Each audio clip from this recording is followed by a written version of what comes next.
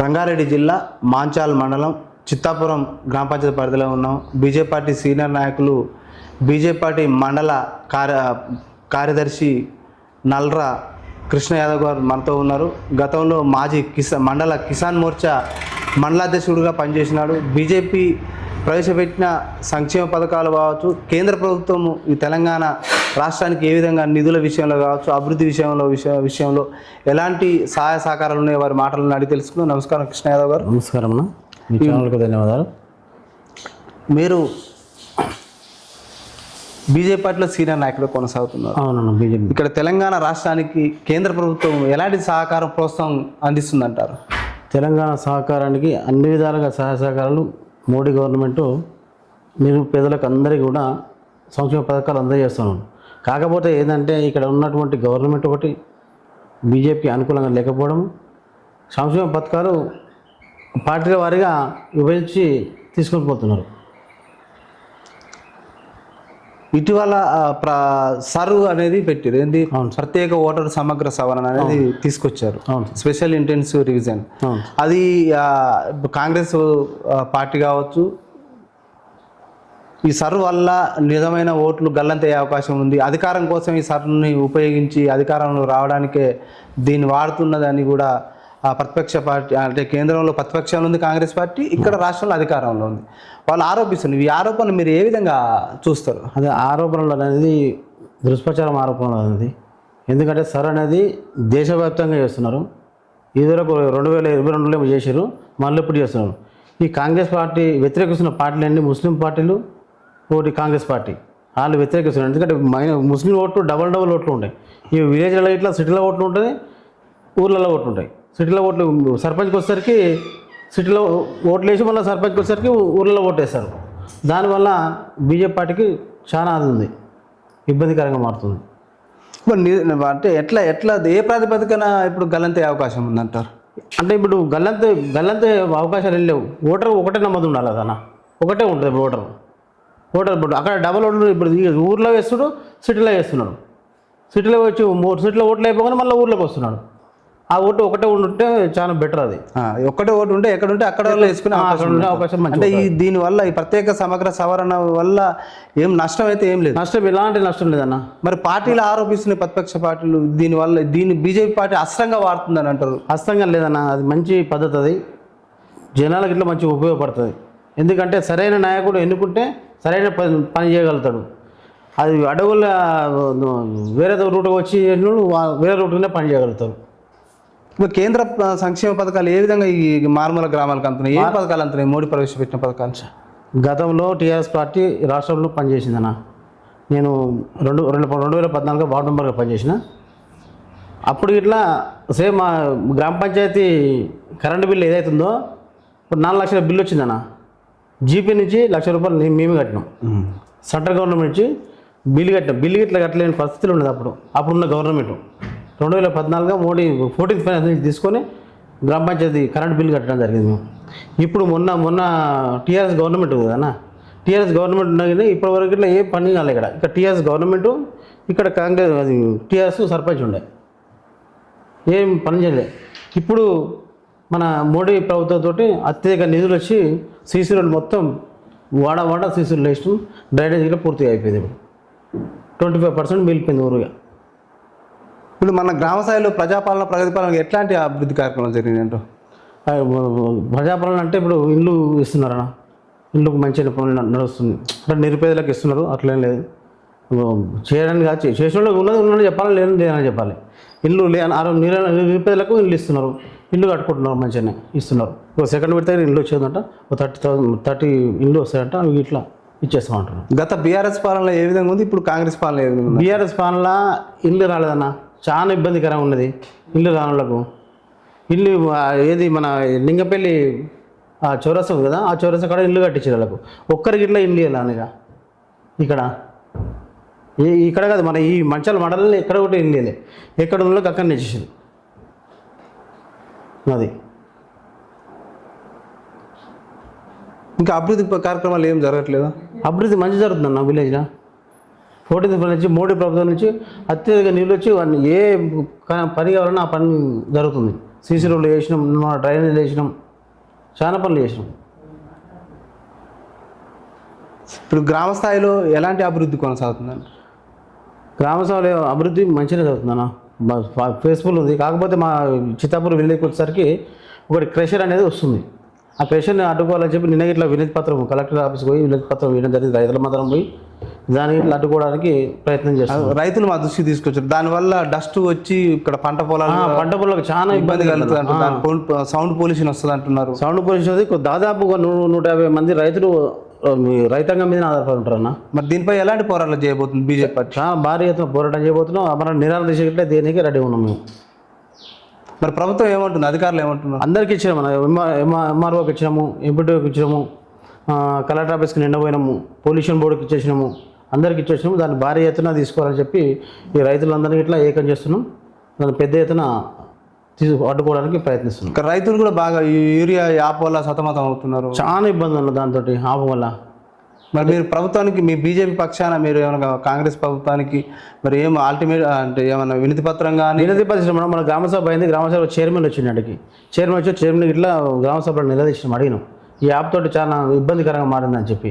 అంటే మంచాల మండలికి వచ్చేసరికి ఈ ఏది వ్యవసాయ శాఖ ఆఫీస్ ఒక్కటే ఉంటుంది. దాన్ని ఏం చేశారంటే ఇప్పుడు 2-3కి విభజించారు. ఇక్కడ ఇక్కడ అని చెప్పి 3కి విభజించారు. దానివల్ల కొంచెం వెసులుబాటు అయితే అనేది నమ్మకం. మీరు కిసాన్ మోర్చా మండల అధ్యక్షునిగా పనిచేసారు. ఇప్పుడు రైతులకు గిట్టుబాటు ధర, పంట గిట్టుబాటు ధర విషయంలో కావచ్చు, రైతులకు వాళ్ళ కలిగే ప్రయోజనాల విషయంలో కావచ్చు, మీరు ఎలాంటి పోరాటాలు చేశారు? రైతుల పక్షాన ఎలాంటి ఉద్యమాలు చేశారు? అప్పుడు చేసాం. మన రైతుల గురించి చాలా ఇబ్బంది చేసి పోరాటాలు చేసినాం.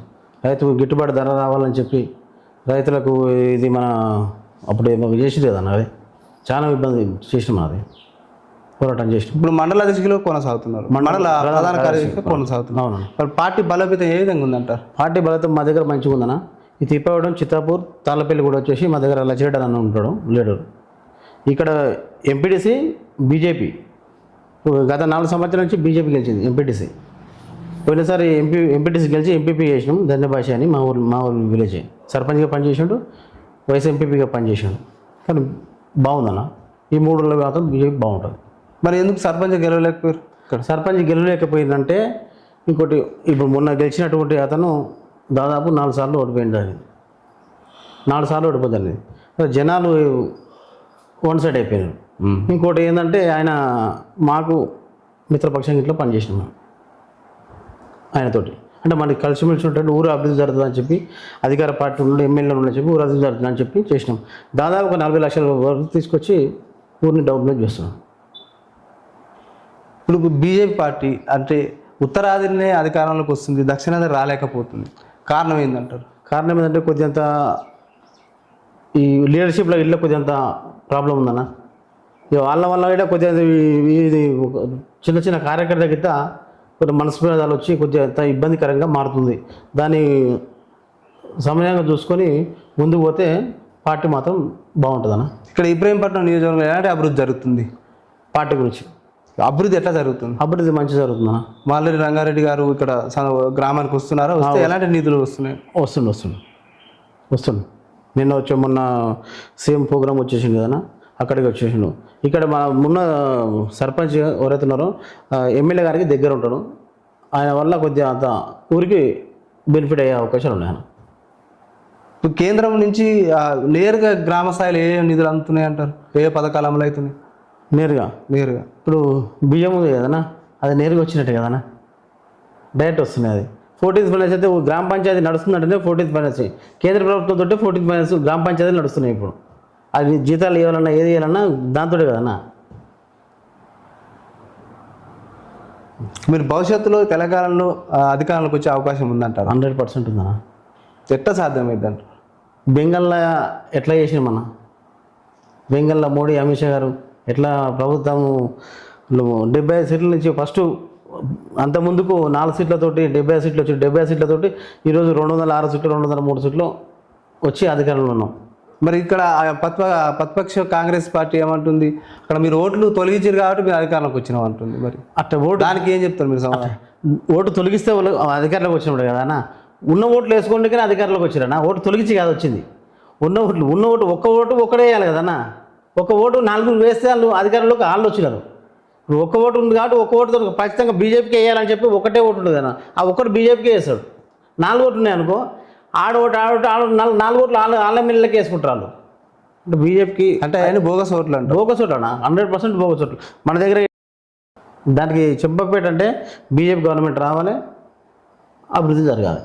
గ్రామ స్థాయిలో కావచ్చు, మండల స్థాయిలో కావచ్చు, చాలా పెండింగ్ పనులు చాలా ఉన్నాయి అంటున్నారు. చాలా.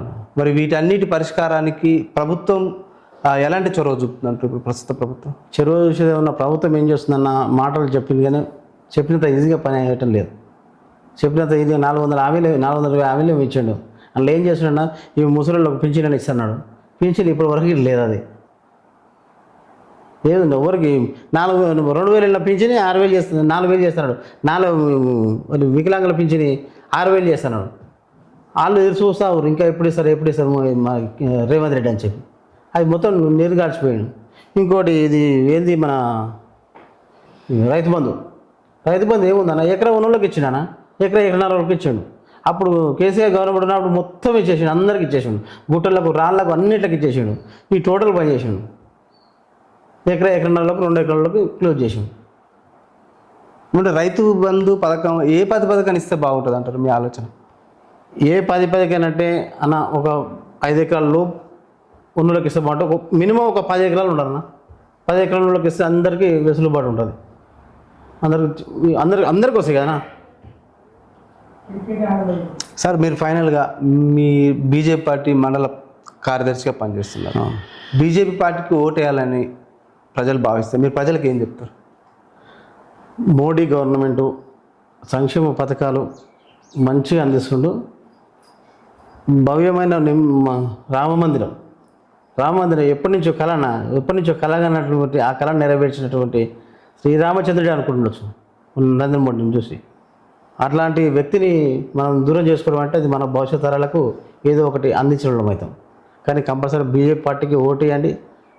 ప్రజలందరూ మోడీ గారి సహాయ సహకారాలు తీసుకొని తెలంగాణలో దేశంలో మోడీ సర్కార్ ఉండాలని చెప్పి కోరుకుంటున్నాను. సార్, దేశంలో ఉన్న ప్రతిపక్షం మొత్తం కూడా బీజేపీ పార్టీ ఎక్కడ ఎలక్షన్లు పెట్టినా కూడా ట్యాంపరింగ్ ద్వారానే అధికారంలోకి వస్తుంది తప్ప నిజాయితీగా రావట్లేదు అంటున్నారు. దీనికి మీరేం చెప్తారు సార్?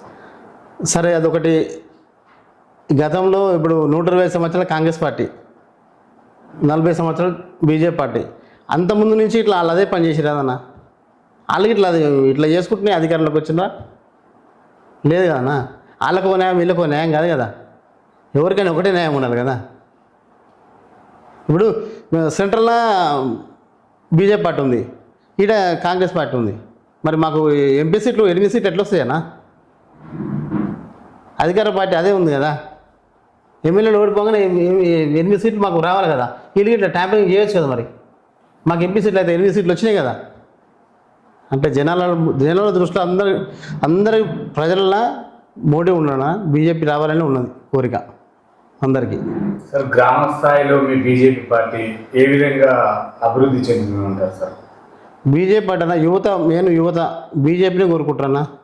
ఊర్లో కానీ ఎక్కడ కానీ మా దగ్గర మాత్రం బీజేపీ. మేము స్టార్టింగ్ నుంచి బీజేపీ తప్ప ఇంకా వేరే పార్టీ మాకు తెలియదు. దేశవ్యాప్తంగా డ్రగ్స్ కూడా ఇచ్చలేదుగా జరుగుతుంది సార్. ఎందుకు బీజేపీ నిర్మూలించలేకపోతుంది అధికార పార్టీ అక్కడ ఉన్న కాడ? నిర్మూలించకపోతుందంటే అన్న, ఇప్పుడు మన దగ్గర డ్రగ్స్ అనేది ఒక తెలంగాణ వ్యాప్తంగానే ఎక్కువ ఉన్నదన్న. బీజేపీ గవర్నమెంట్ ఉన్నదన్న ఇలాంటి డ్రగ్స్ చాలా ఇబ్బందికరంగా ఏం లేవు. మన తెలంగాణలో ఉన్నది. ఎందుకంటే డ్రగ్స్కి అలవాటు పడి వీళ్ళు సినీ నటులు ఉన్నారు కదా సార్, వాళ్ళు ఫైట్ చేయొచ్చు కదా నిర్మాణం కోసం. ఎంపీలు చేయొచ్చు కానీ ఇప్పుడు ఉన్న గవర్నమెంట్ ఇది కాంగ్రెస్ గవర్నమెంట్ కదన్న. వాళ్ళతోటి ఏమైందని తెలియదు కదన్న. ఇప్పుడు కేటీఆర్ ఉన్నప్పుడు డ్రగ్స్ది దీని మీద దాడులు చేసిండు కానీ దాన్ని నిర్మూలించకపోయాడు. Okay sir, thank you sir. చూస్తున్నామండి ప్రజావేదిక నుంచి.